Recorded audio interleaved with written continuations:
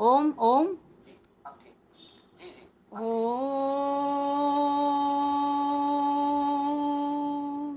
युञ्जानः प्रथमं मनः तत्त्वाय सविता धियम् अग्निर्ज्योतिर्निच्चाय्य पृथिव्याध्यावरत् पृथिव्याध्यावरत् ॐ योगे योगे तव स्तरम् वाजे वाजे हवामहे सखाय इन्द्रमूतये सखाय इन्द्रम् ऊतये ओम शांति शांति शांति।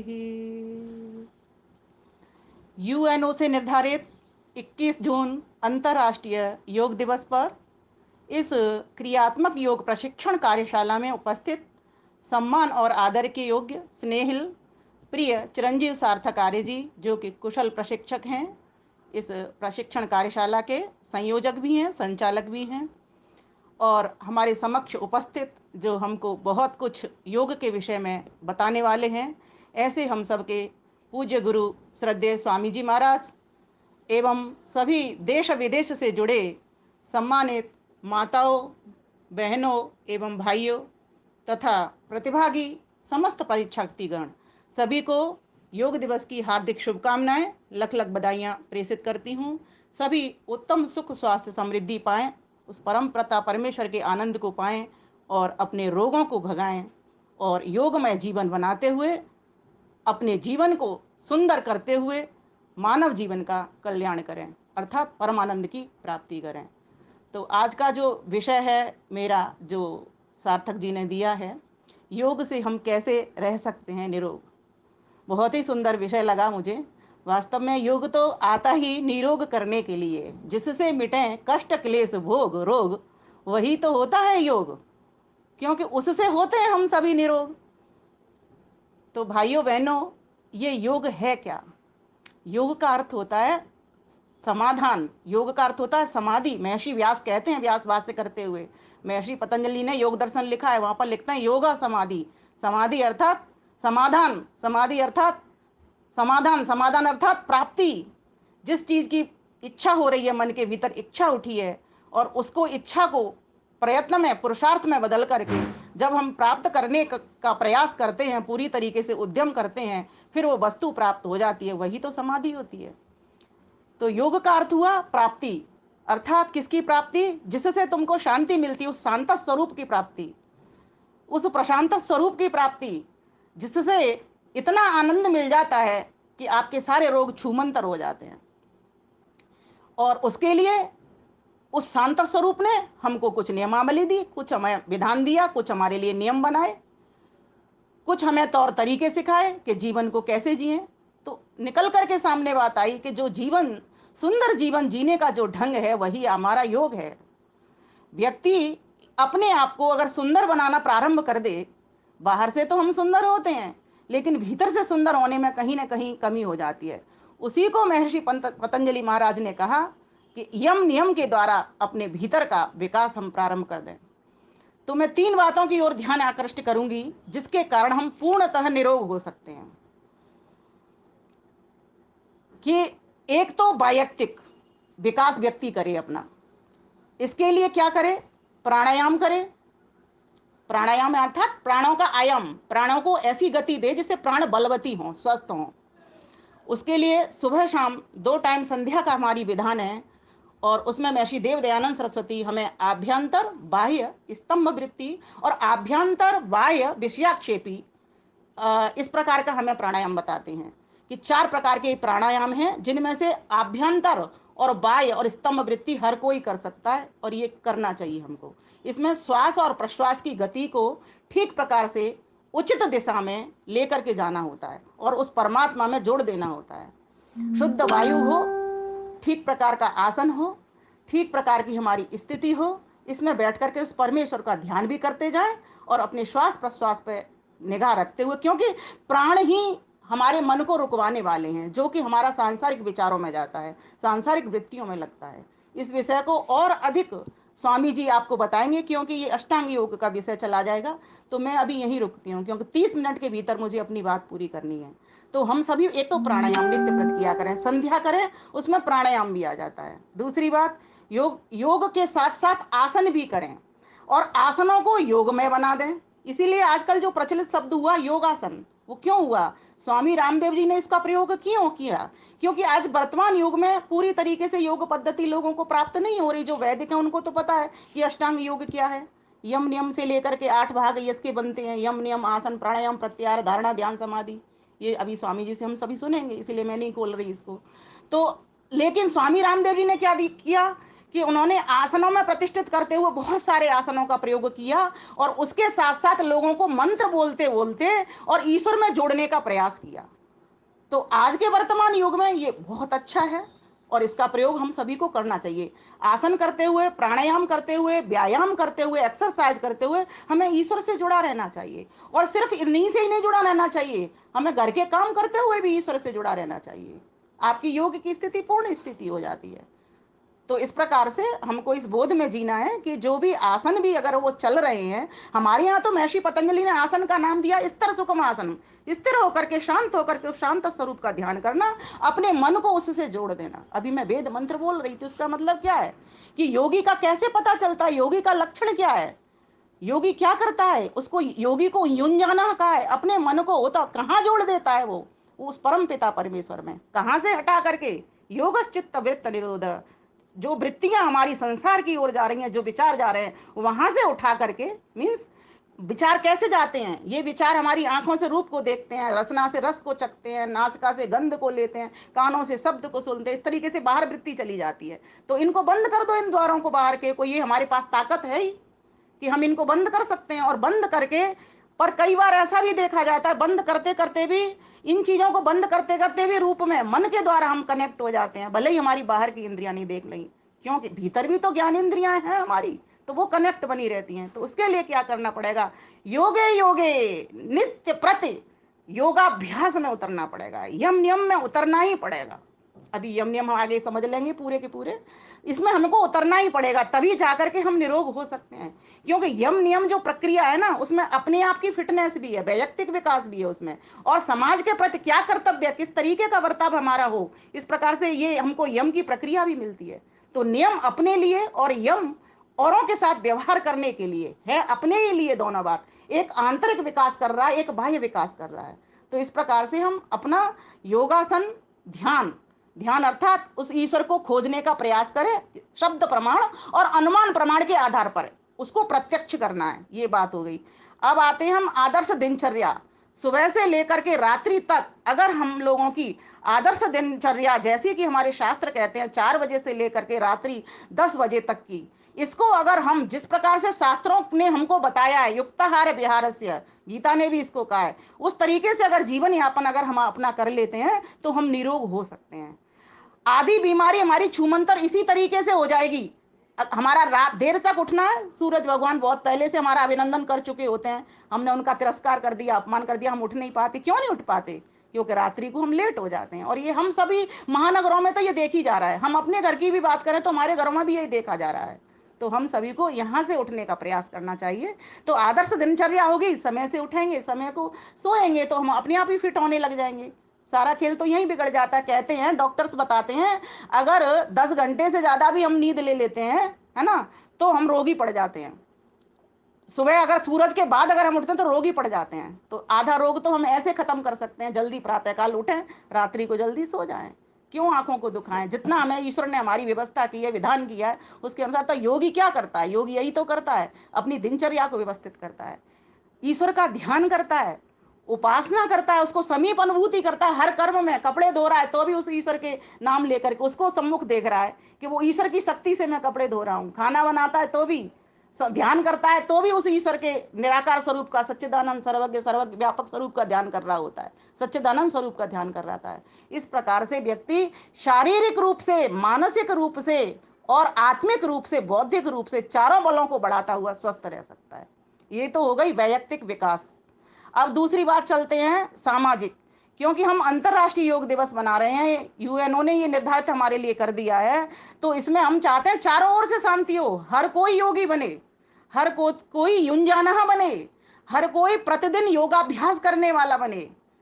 सिर्फ व्यायाम ही नहीं, हाँ व्यायाम करे ना, व्यायाम तो उसका अंग है। शरीर जब तक स्वस्थ नहीं होगा तब तक कमर टेढ़ी पड़ी हुई है, आंखों से इस तरीके से झपकी मार रहे हैं, गर्दन हिल रही है, हाथ पैर कंप रहे हैं, ये सब विघ्न और उपविघ्न है। योग दर्शन में ये सारा कुछ लिखा हुआ है, लंबे समय की बात है ये कहने की। तो ये भी आपको स्वामी जी आपके समक्ष अभी रखेंगे थोड़ी देर के बाद में, तो ये उनसे आप सुन लेंगे। इसलिए मैं अब आगे बढ़ती हूँ। सामाजिक विकास, सर्वांगीण शिक्षा, हर व्यक्ति शिक्षित हो, विद्यावान बने, अपने शास्त्रों का भी अध्ययन ले और भौतिक विषयों को भी जाने, और ये सब वेद से ही सारी विद्याएं निकली हुई हैं। उसी परमपिता परमेश्वर ने, जिसने हमको योग में दीक्षित किया है, उसी परमपिता परमेश्वर ने हमें वेद में मंत्र भी दिया है। यजुर्वेद के 31वें अध्याय का 7वां मंत्र है, तस्मात यज्ञात सर्वभूता ऋच सामान्य जज्जिरे छंदांस जज्जिरे तस्मात यजुः तस्मात अजायत। उसी परमपिता परमेश्वर ने चारों वेद हमारे लिए दिए हैं।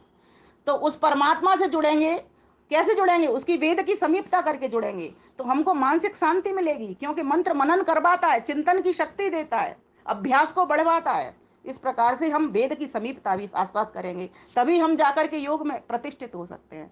तो इस प्रकार से हम स्वयं भी पढ़ें, वेद पाठ करें और लोगों को भी पढ़ाएं, क्योंकि अंतरराष्ट्रीय योग दिवस करने के लिए क्रमंतो विश्वमार्यम, अंतरराष्ट्रीय योग दिवस मीन्स क्रमंतो विश्वमार्यम, पूरे विश्व को आर्य बनाना है। तो इसके लिए हम स्वयं प्रयास योग का करें, उसमें वेद भी शामिल हो जाएगा, स्वाध्याय भी शामिल हो जाएगा, प्रवचन भी उसमें शामिल हो जाएगा। और आगे कहते हैं स्वच्छता, पूरी पूरी स्वच्छता, अगर वातावरण को स्वच्छ करना है तो यज्ञ भी उसके भीतर आ जाएगा। कई लोगों से मैं कह रही आज योग दिवस है, यज्ञ कर लेते हैं, लोगों को समझ नहीं है, कहते हैं यज्ञ क्या करना, योग दिवस है तो योग करें। अरे भैया, ये जब तक तुम्हारा वातावरण स्वच्छ सुगंधित नहीं हो, तुम प्राणायाम करोगे तो बदबू खींच ले जाओगे।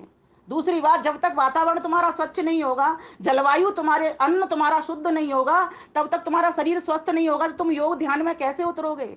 पर उनको योग की परिभाषा ही नहीं पता, इसीलिए वो इस बात को बोल रहे हैं। तो उसके लिए यज्ञ ये एक सहायक कारण बनेगा, सहयोगी साधन बनेगा। तो वेद सहयोगी साधन बनेगा, यज्ञ सहयोगी साधन बनेगा, आसन प्राणायाम व्यायाम ये सभी सहयोगी साधन बनेंगे। किसके? एक योगी के। इसीलिए योगी इन सारे कामों को करता है, आसन भी करता है, प्राणायाम भी करता है, व्यायाम भी करता है, और स्थिर सुखम आसनम जो महर्षि पतंजलि कहते हैं, उस तरीके से योग में भी वो स्थित होता है, स्थित प्रज्ञ बन करके, अर्थात उस ज्ञान को लेकर के, ब्रह्म ज्ञान को लेकर के।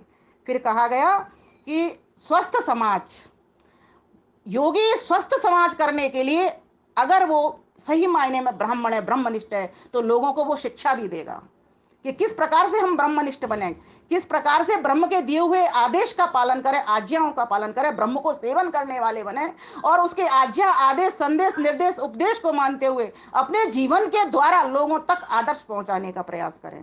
तो इस प्रकार से हम स्वस्थ समाज खड़ा कर सकते हैं। और दूसरी बात, अगर हमारे पास ब्रह्म ज्ञान पूरा नहीं है, कोई चिंता की बात नहीं है, पूरा पूरा तो वैसे उसको कोई नहीं समझ सका, लेकिन जितनी शक्ति हमारे पास है समाज को स्वस्थ करने के लिए, कैसे समाज स्वस्थ होगा, वहां भी हमको यज्ञ पहुंचाने पड़ेंगे। हम उस यज्ञों के लिए धन की व्यवस्था करनी पड़ेगी, जिसके पास धन है वो धन देगा, जिसके पास समय है वो समय देगा, जिसके पास श्रम की ताकत है वो श्रम देगा, जिसके पास शक्ति की ताकत है वो शक्ति पहुंचाएगा, जिसके पास मन में चिंतन विचार आते हैं अच्छे शुभ काम करने के, वो शुभ विचार पहुंचाएगा।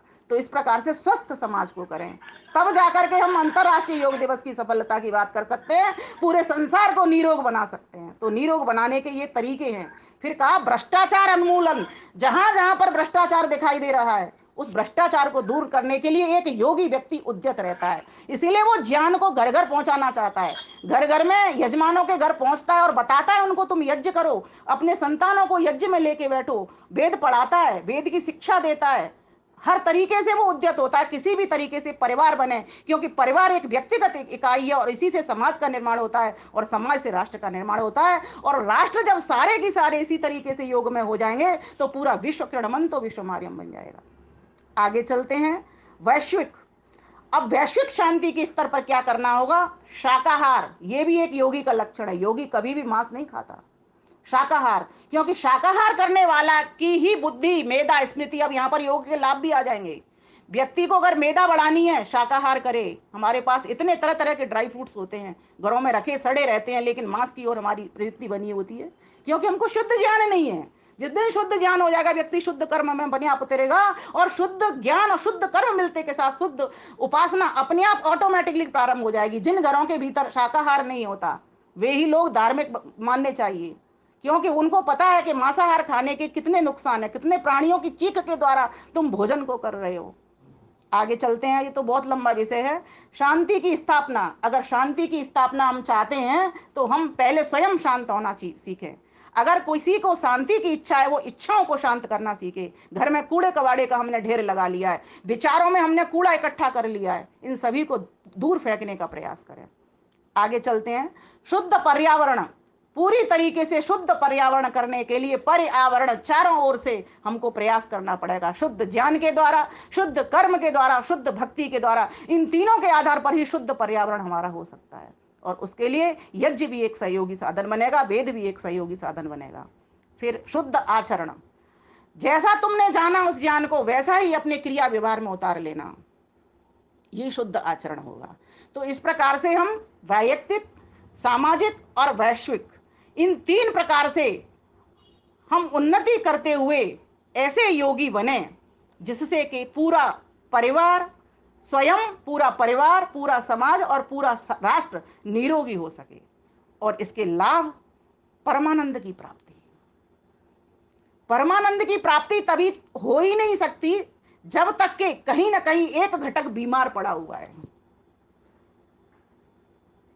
आपको स्वयं एक हॉस्पिटल बनना पड़ेगा, एक स्वयं औषधालय बनना पड़ेगा, स्वयं एक चिकित्सक बनना पड़ेगा, और उसके लिए आप वेद की समीपता करिए, उस ईश्वर की वाणी की समीपता करिए। मैंने 2 मंत्र लिए, ये मंत्र क्या कह रहे हैं? सखाय इंद्रम ऊतये, उस परमपिता परमेश्वर की जो सबका मित्र है, उससे उसकी रक्षा में आप रक्षा करना सीख लीजिए कि मैं स्वयं की रक्षा कैसे करूं, समाज को रक्षा कैसे दूं, राष्ट्र को रक्षा कैसे दूं, पूरे विश्व की रक्षा के हितार्थ कैसे विचरूं मैं। सखाय इंद्रमूतये, जो परमपिता परमेश्वर 1 मिनट भी आराम नहीं करता।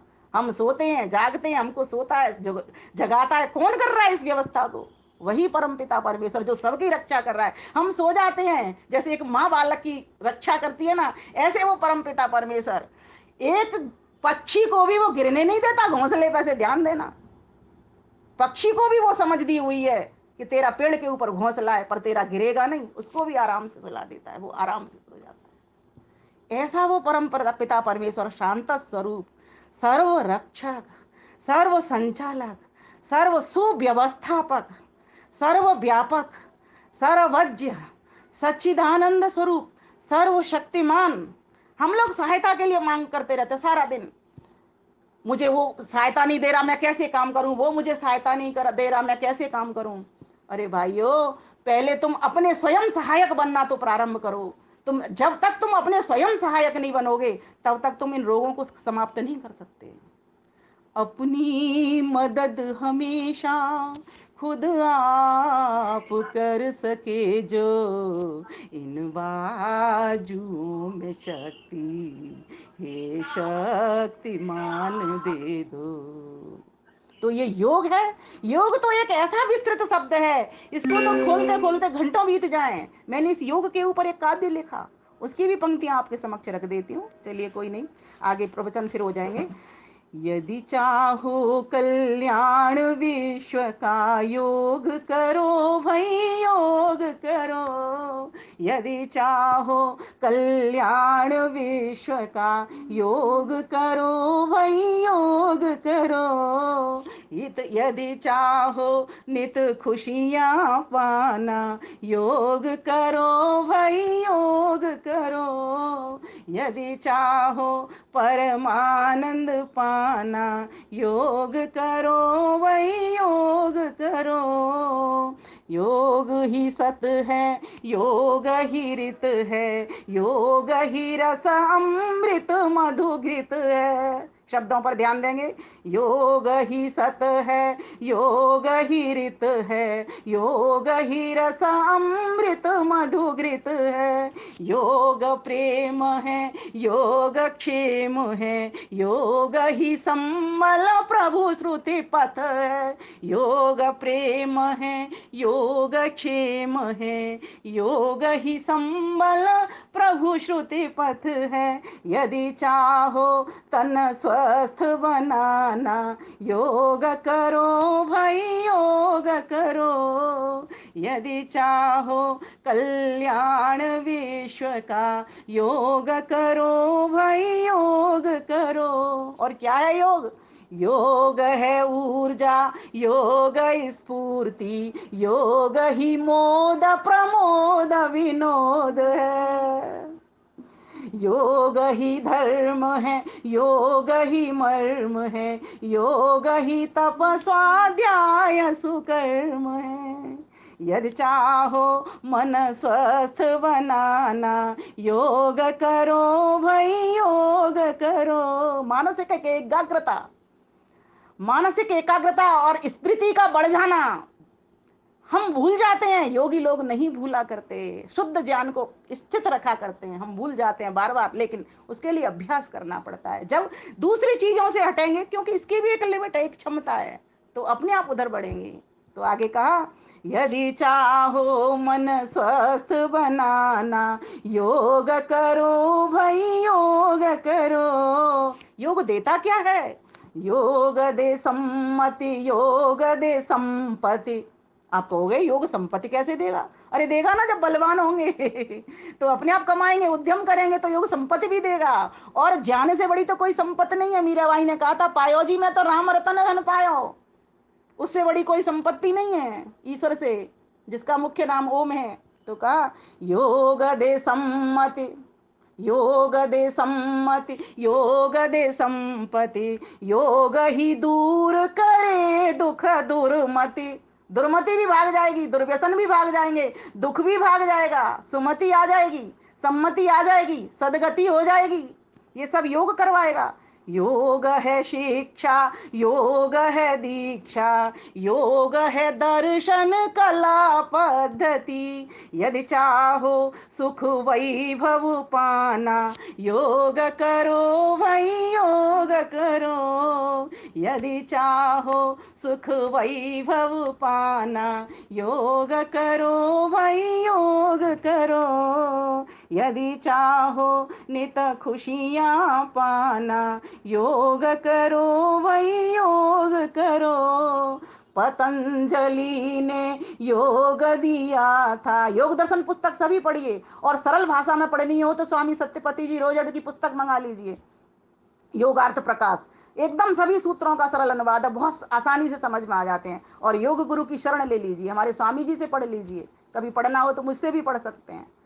तो कहा, योग है शिक्षा, पतंजलि ने योग दिया था, श्री कृष्ण ने योग किया था। योगी बनकर ऋषि मुनियों ने ईश्वर का साक्षात किया था। युञ्जन प्रथमम मन उत तत्वाय। उस परमपिता परमेश्वर से जुड़ जाता है योगी व्यक्ति। तो कहा, योगी बनकर ऋषि मुनियों ने ईश्वर का प्रत्यक्ष किया था। यदि चाहो प्रभु दर्शन पाना, योग करो भाई योग करो। यदि चाहो प्रभु दर्शन पाना, योग करो भाई योग करो। जो करते हैं योग नित्य प्रति, खुशियों से भर जाते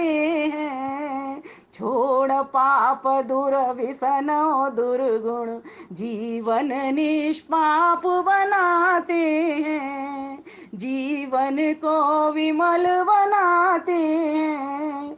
यदि चाहो मोक्षानंद पाना, योग करो भाई योग करो। विद्यार्थियों की इतनी बुद्धि बढ़ेगी, इतनी जीवन में शांति आएगी, इतना पढ़ाई में मन लगेगा, जो भी प्रश्न आपके समक्ष आएगा आप स्वयं उत्तर खोज लोगे।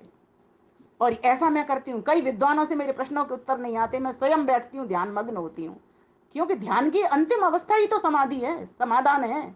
आप ध्यान करते रहिए, लगातार ध्यान करते रहिए। जैसे एक घर में कोई चीज खो जाए आपकी, सपोज करो आपकी चाबी खो गई, चाबी खो गई, आप उसको खोज रहे हो, लेकिन चाबी से पहले आपको पता होनी चाहिए वो चाबी है कैसी। अब यहाँ ईश्वर पता नहीं, तो हमें शब्द प्रमाण से पता चलता है, और अनुमान प्राण सृष्टि को देख करके पता चलता है कि इतनी बृहद सुंदर सृष्टि और व्यवस्थित सृष्टि को बनाने वाला कोई इसका करता होगा। तो जब चाबी का आपको रूप रंग आकार प्रकार पता है, तो आप किसी भी स्थान पर घूमोगे पूरे घर में कि यहाँ हो सकती है, यहाँ हो सकती है, यहाँ हो सकती है। और जब आपको चाबी की प्राप्ति हो जाती है, मिल जाती है, तो आपको समाधान मिल जाता है। लेकिन उस समाधान से होता क्या है, ताला खुल जाता है, और ताला खुल के आप घर से बाहर चले जाते हो। यही मोक्ष का द्वार आपका प्रशस्त हो जाता है। आपको मिल गई चाबी, अब आपका ताला खुल गया, और जब शरीर छोड़ोगे तो आप मुक्ति के योगी बन जाओगे, अर्थात मुक्ति के पथिक बन जाओगे। आप ईश्वर के परमानंद को चारों ओर से ग्रहण करने वाले बन जाओगे, जहां भी चाहोगे घूम सकोगे। ये आप स्वामी जी सुन लेना। फिर आगे कहा, यदि चाहो मोक्षानंद पाना, योग करो वही योग करो। आइए अब संकल्प लेते हैं। संकल्पित हो योग दिवस पर, नित प्रति योग करेंगे भाई। सामूहिक यौगिक पथ पर चल, विमल ईश को भरेंगे भाई। यदि चाहो जग आर्य बनाना, योग करो भाई योग करो।